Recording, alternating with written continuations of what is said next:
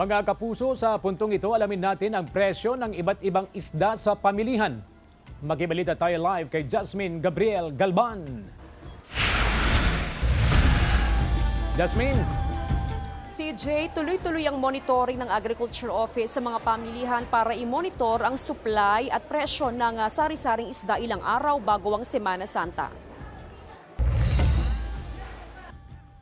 Ilang araw bago ang Semana Santa, tuloy-tuloy na sa pagtaas ang presyo ng ilang isda sa mga pamilihan.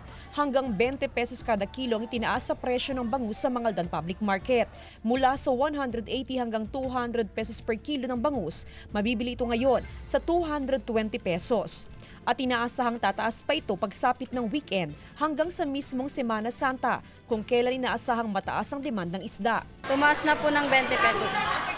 Tumaas na po kasi itong Semana Santa po. Tumaas din ng hanggang 10 piso kada kilo ang iba pang uri ng isda, gaya ng pampano, talakitok, malagat, salmon. Ang galunggong nasa 120 hanggang 150 pesos per kilo. Mahal na din. Kaya lang kailangan, kaya bibilhin.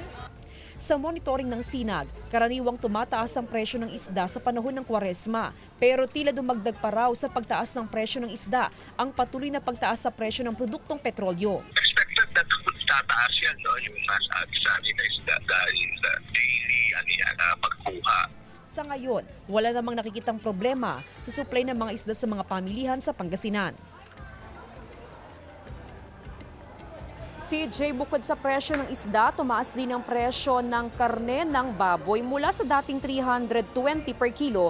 Ngayon ay nasa 350 hanggang 360 pesos per kilo. Tumaas ng nasa 30 hanggang 40 pesos per kilo.